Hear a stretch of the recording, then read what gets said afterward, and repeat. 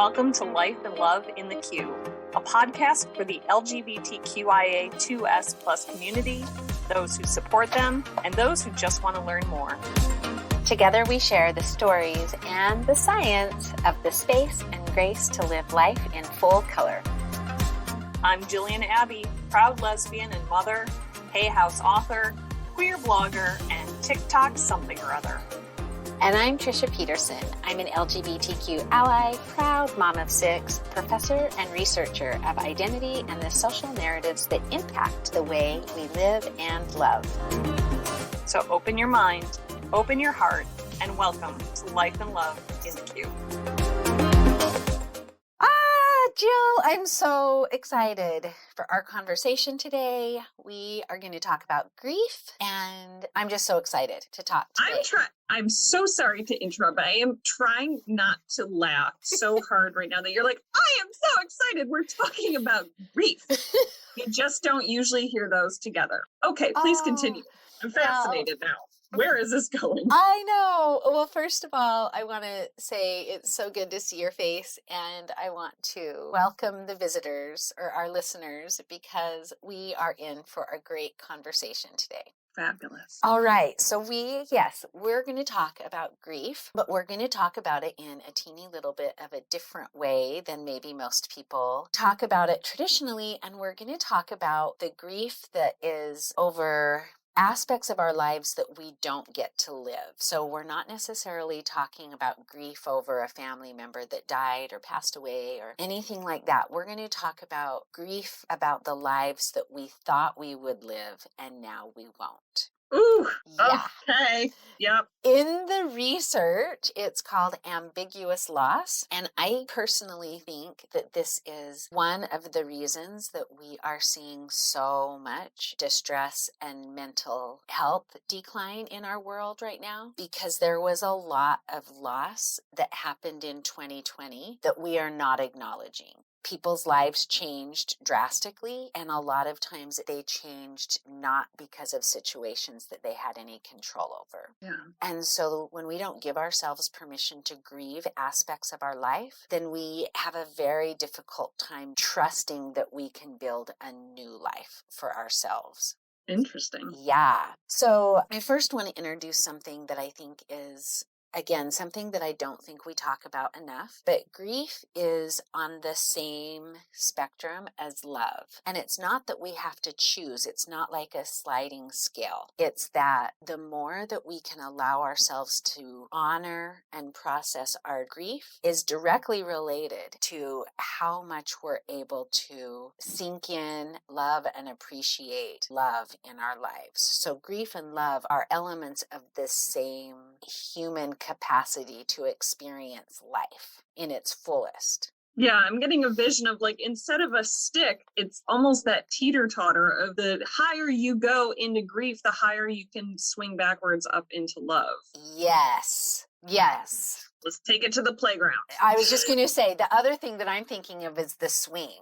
Oh, yes. So the more that you can get that flight forward, then the further you go into that flight backwards. But it totally relies on that energy of going. I like the flow down. of that better, because the teeter-totter, you'd always get someone who would hop off and then your butt is hitting the ground of grief so hard and you're like, what the heck? What the heck?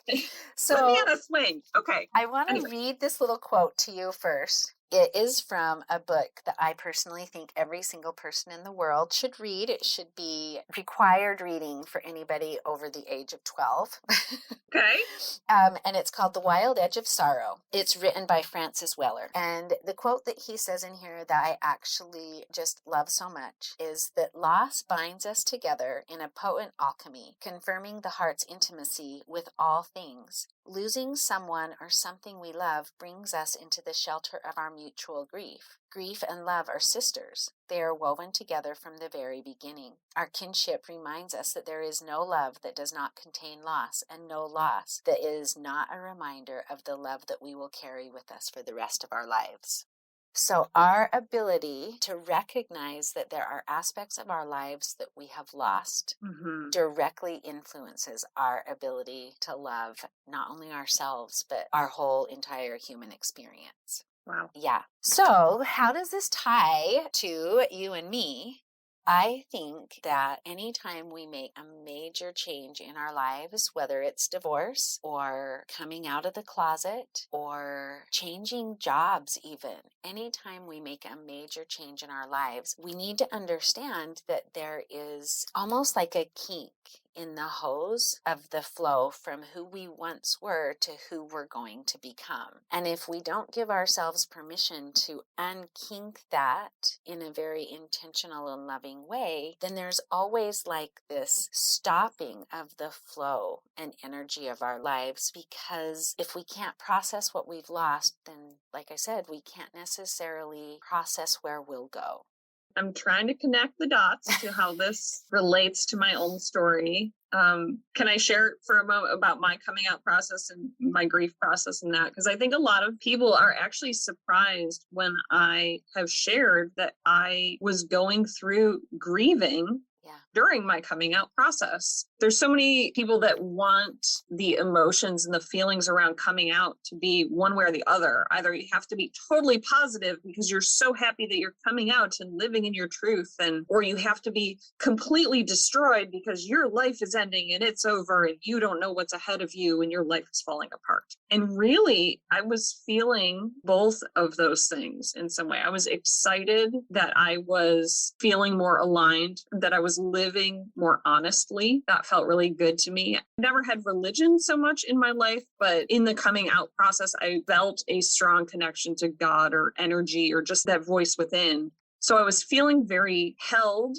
and loved in the direction that I was heading. And at the same time, always surprised when I would be hit by these waves of grief over my divorce, because I did love my ex-husband. I cared for him very much. We knew that we had to move out of our marriage, that was the next right thing for us to do. There were a lot of aspects of it that I grieved, even the small things like, and actually the one that surprisingly hit me hardest is we used to make Cuban coffee every morning on the stove. And so I bawled my eyes. I'm getting choked up now, surprisingly, like to know that I wouldn't hear that percolating every morning and smell that smell. And it was not, I had people who were like, well, you can make the coffee yourself, but it's like, it's not about the coffee. That was our thing.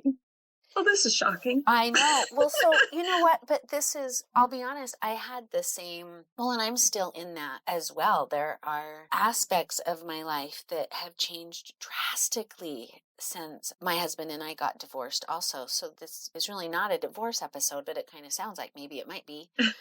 But there were things like that. And the more that I cut myself off from that grief, the more that I really just could not seem to understand. It felt like to me, the more that I cut myself off from the grief, the more I almost needed to convince myself that my husband and I hated each other, or that we had failed. Or I almost needed an excuse or something to make sense of that kink again. But the more that I let myself grieve those teeny little details, the more that I allowed those things to come in, the more that I realized, oh my gosh, we had envisioned this life where grandbabies would come home and we would have all of the kids and we would take these big photos. I always had this vision of, the big family photos that Mormon families have, where there's 6 kids and 6 spouses and 25 grandkids and it's the 50th wedding anniversary. Like all of those things were part of the life that I had envisioned as my husband and I were building our lives day in and day out. You go through the mundane, but you go through the mundane with this vision of where you're going. And then all of a sudden that gets cut off. And you can't see the future because there's that messy middle that we keep talking about, where the future doesn't make sense when when everything that you've been building is gone. What does the future look like? Right. And for me, the more I cut that grief off, it felt like the more I cut love off. The more I allowed myself to really honor the grief, the more. This sounds so bizarre, but the more it seems like I was able to fall in love with my ex-husband in a different way. Yeah. I didn't have to have romantic love for him, but I was able to have this really divine love for him. And I think that that's one of the aspects of grief that we already don't talk about, that it's the other side of love. But I think what we really don't talk about is that grief is on the other side of our biggest dreams. And kind of what you said, even though you may not have had a religious background, for the most part, I think that there are some people who do not believe in a higher power, but I think for the most part, I think the statistic is honestly like 87% of people in the world, it's high, believe in a higher power. That there's a thing, there's something Sure. bigger. So Right. whatever you call that something, when we create a dream, we're partnering with that higher power. And if we lose our dreams, it's very easy to feel angry at that higher power. For me, I felt for a long while, I felt like God had deceived me and that God had tricked me. And that how could I trust God to create a new vision of my future when he had stolen my past? When he had let me make so many, like those were kind of the thoughts that I was having. But when I allowed myself to step out of that, well, that must have been a mistake, or my husband and I just couldn't get along. We didn't see things eye to eye. Like any of those stories that I tried to tell to make myself feel better, all of those took God out of my future. But as soon as I was able to say, I'm really sad, God, that was hard. Yeah. Then God was able to come back in and help me see the possibilities for my future. I still don't know what it looks like, but that's part of the magic of it. That is part of the magic. And what I'm loving is that, and I'm lucky because my ex-husband is really super dedicated to having a peaceful transition forward also. So we don't have the conflict that I know a lot of couples have. But now that I can grieve the past and I can grieve what we won't have, so it's not just the past, I'm grieving what we won't have in the future. Yeah. And so now with that grief, I'm able to partner with God in love and trust that the future gets to be just as beautiful as my past was. Yeah. I love that you say that too, because I know when I've mentioned to my partner, Jen, before that I was feeling that I was grieving my past marriage. And I'm so grateful that she's able to hold space for me to be able to have these conversations and share. And she said, like, what is it you're grieving? Are you wanting to go back to where you were? Is that what you're grieving? Is that you're out of that and you wish you could go back? Or are you just grieving that it's over? Because she even said, do we need to make coffee? Do we need to put our percolator on the stove? I don't like espresso, but we can do that. And I said, I'm not trying to recreate my past with you again, or with you now. But those are just things that I found comfort and joy in, that I know and felt loved in, that aren't there anymore. And yet she and I have now made new experiences. We have our own routines. She has her mug that has Johnny Cash quote, "This morning with her having coffee," which was his description of paradise. And when I read it, I was like, absolutely. Like, we do it in a different way, but I feel so much love in those morning moments with her together. I think this is why the holidays are hard for people, because we don't understand, or we don't leave space, or we try to tuck it away. But the holidays are so filled with traditions, and those traditions are wrapped up in memories of people from the past. Yeah. And if we don't give ourselves permission to grieve during the holidays, then I think that, again, we keep ourselves from the love that is also part of holidays. We need it all. I can't remember if we talked about this in our episodes that came out closer to Thanksgiving and Christmas, but I kept talking to my students about taking grief, grace, and gratitude into the holiday season, and understanding that all three are the experiences of the holidays, that we have to grieve.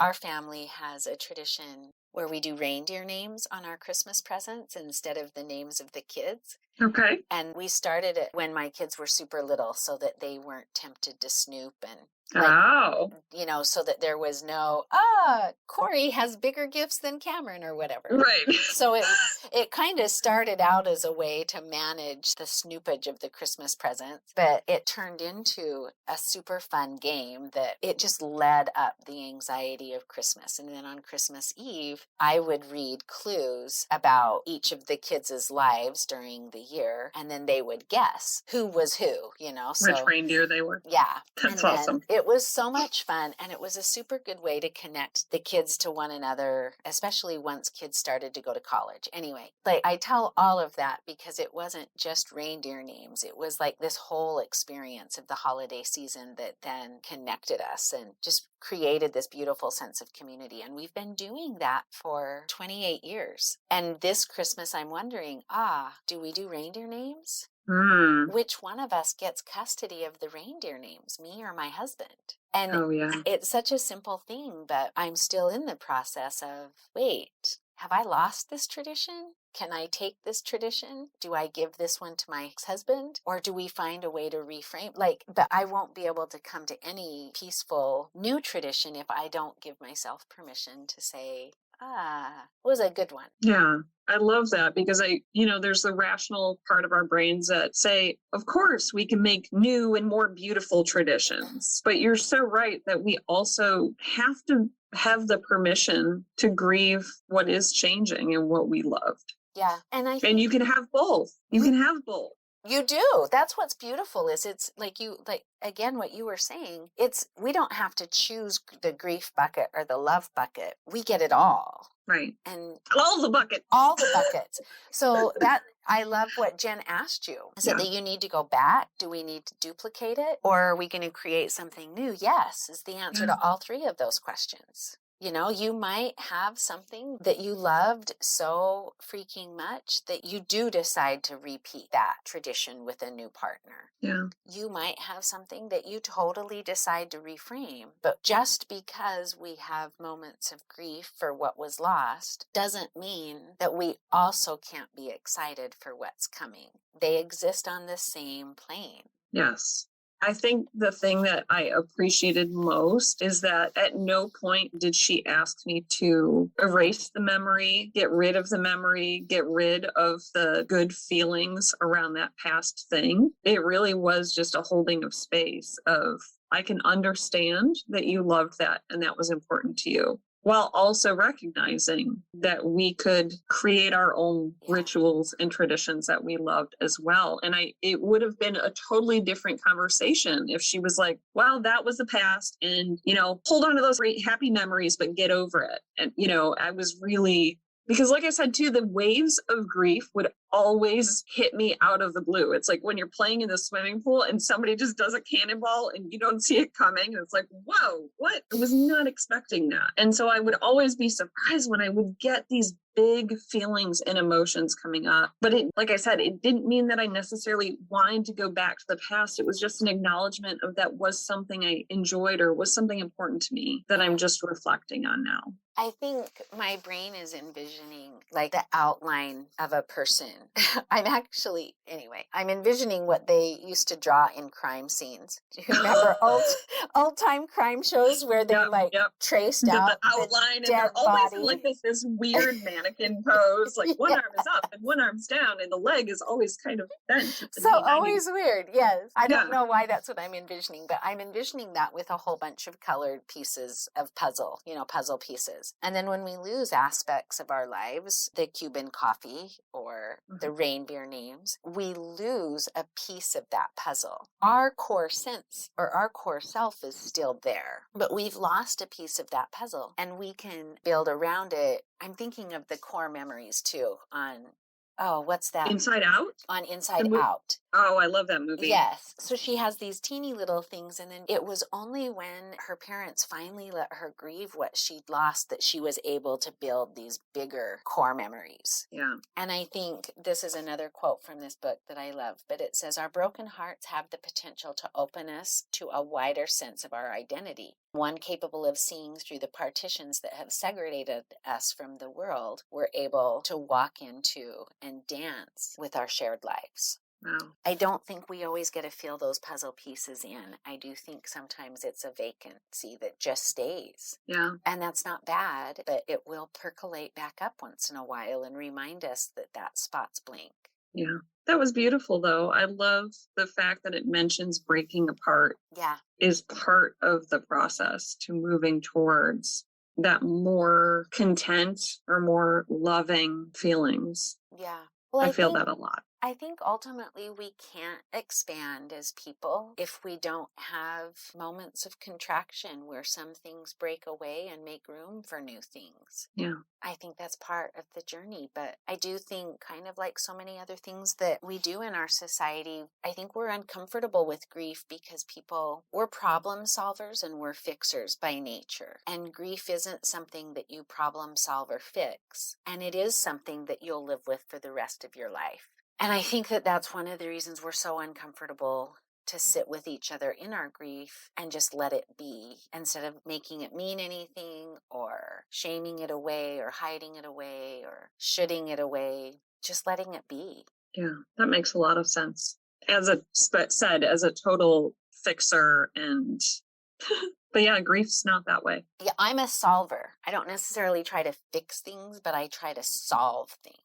I try to give people answers or guidance, and just letting people grieve has been, and honestly, I'm going to say just letting myself grieve has been life-changing for me. And one of the things, I think I shared this a couple of months ago or a couple weeks ago, but I had a student who had like 4 family members pass away over the course of the past 9 months. And she had just gone to the funeral and then moved on to classes, gone to the funeral, moved on to classes. And she was tired and couldn't figure out why she couldn't get the motivation to do her schoolwork. And she was feeling so frustrated with herself because she said, I'm a good student. I never get bad grades. I should be able to manage this course load. And finally, we made the decision together. Well, we didn't make the decision together. I advised her to give herself permission to drop out of the semester and to not complete coursework and to go home and grieve with her family a little bit. And I think sometimes we don't give ourselves that permission. And the phrase I used when we talked about it before was, it's not dysfunctional if it's intentional. Mm-hmm. And grief is the same. There have been days that I have really honestly let myself just kind of putz around the apartment a little bit and just let the memories percolate up and let the tears come out and let the energy be low. And it seems like it's always after those days that I have so much more love and hope in my life. Yeah, I feel that.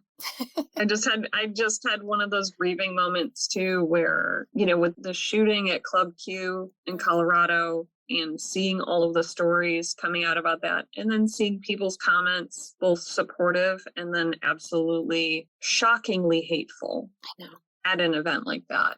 And I was feeling, I don't know, possibly grief for myself, but grief for the LGBTQ community, grief for the people directly affected by Club Q, grief for people who were reading these stories and feeling hurt by things that were being said about transgender people or about same-sex couples. Full on bawling my eyes out as I'm driving home one day because it just hit. And then my brain goes into, well, what do we need to do? What do we need to do? What is action mode?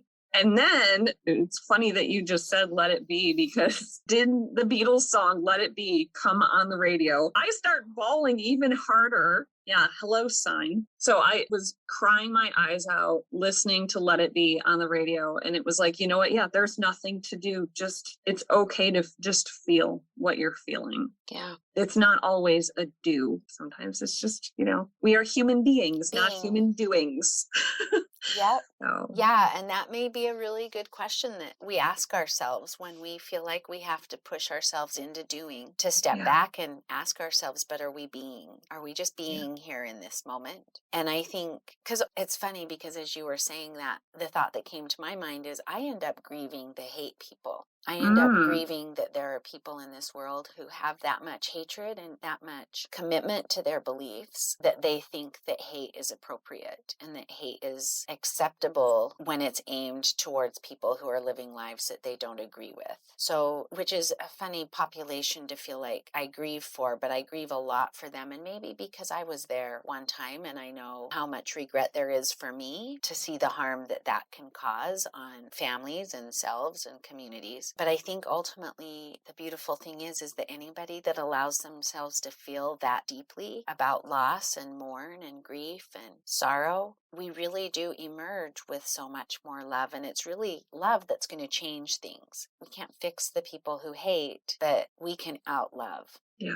That was kind of my takeaway too. Once my nose was less red and my eyes were less blurry, it's like, just keep loving and be there for the people who need love. So, yeah. Oh my gosh, my arms are covered with goosebumps right now. Again, this conversation did not go the way I thought it was going. But isn't that awesome? I love when it happens. I do too. So this was great. I know. So as we plan our new years and we put ourselves in positions to want to, every new year it seems like people want to do better and do more, and they've got these big visions of things that they can do. But I kind of hope that we take a step back and we count some of the losses over the past couple of years and give ourselves permission to grieve and give ourselves permission to just be. Yeah. How amazing the end of 2023 will be if we all grieve first and then dream. And then 2024 is Love Fest. Woohoo! Where we all hug and drink warm beverages together in our weighted blankets. Okay. Love it. Is that just my dream? Okay.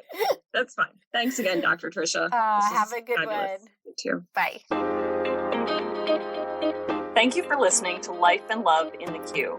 If you enjoyed today's episode, please be sure to like, subscribe, and share. And if you have questions, contact us at lifeandloveinthequeue@gmail.com. Until next time, Q Crew.